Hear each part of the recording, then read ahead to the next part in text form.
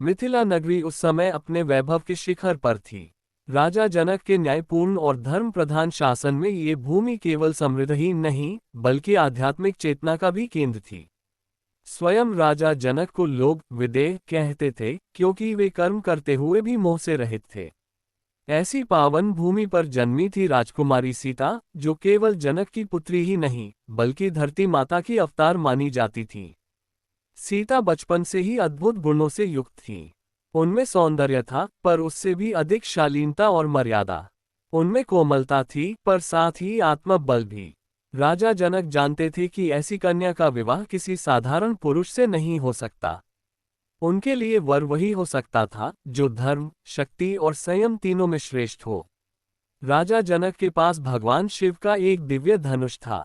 ये वही धनुष था जिसे स्वयं महादेव ने कभी देवताओं को प्रदान किया था। ये धनुष इतना भारी और शक्तिशाली था कि उसे उठाना भी असंभव था, उसे चलाना तो दूर की बात थी। असंख्य वीर और राजा उसे हिला तक नहीं पाए थे। राजा जनक ने निश्चय किया, मेरी पुत्री सीता का विवाह उसी से होगा जो इस शिव धनुष को उठाकर उस पर प्रत्यंचा चढ़ा सके।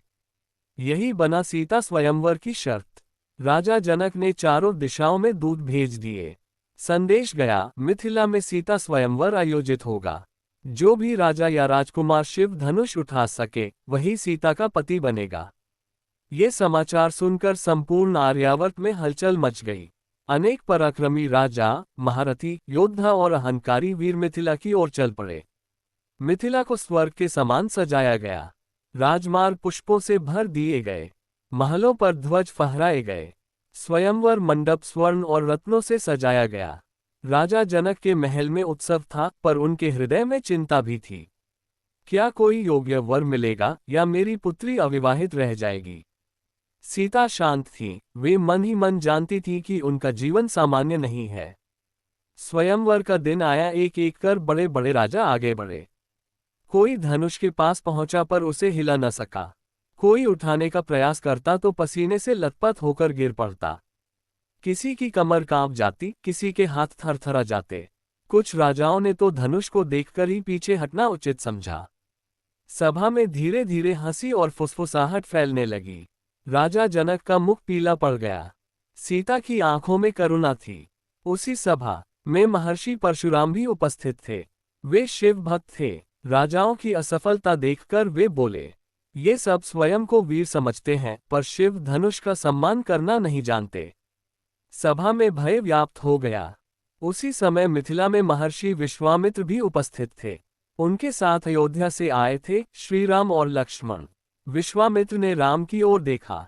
राम शांत भाव से बैठे थे, मानो उन्हें सब ज्ञात हो। विश्वामित्र ने राजा जनक से कहा, राजन, यदि आपकी आज्ञा हो तो मेरे शिष्य राम भी प्रयास कर सकते हैं। सभा में हलचल मच गई। राम खड़े हुए। उनके चेहरे पर न गर्व था न भय। वे गुरु की आज्ञा से धीरे धीरे शिव धनुष की ओर बढ़े। सीता की दृष्टि पहली बार राम पर पड़ी और उनका हृदय मौन हो गया। राम ने धनुष को प्रणाम किया, फिर बाएं हाथ से उसे उठाया मानो वह पुष्प हो। सभा स्तब्ध रह गई। राजाओं की आंखें फैल गईं। सीता का मुख खिल उठा। राम ने धनुष को भूमि पर टिकाया, प्रत्यंचा चढ़ाने लगे और तभी भयंकर ध्वनि हुई, धनुष टूट गया। ऐसी गर्जना हुई कि पृथ्वी कांप उठी। आकाश में देवताओं ने पुष्प वर्षा की।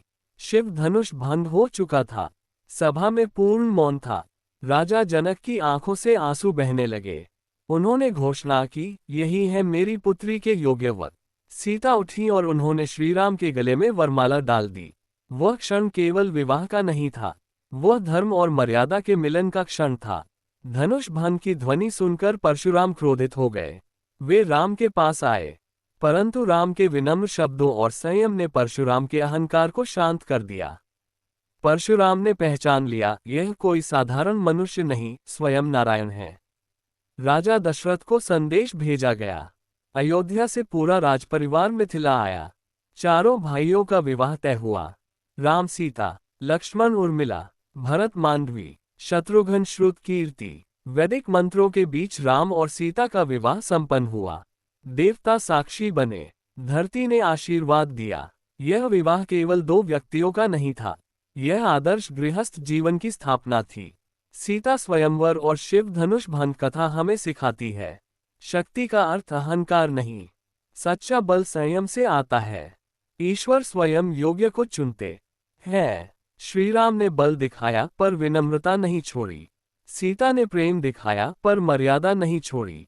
यहीं से शुरू होती है रामायण की सबसे पवित्र यात्रा। अगर आपको यह वीडियो अच्छा लगा हो तो लाइक और सब्सक्राइब करें और अपने दोस्तों को शेयर करते हुए एक अच्छा सा कमेंट भी अवश्य करें। धन्यवाद।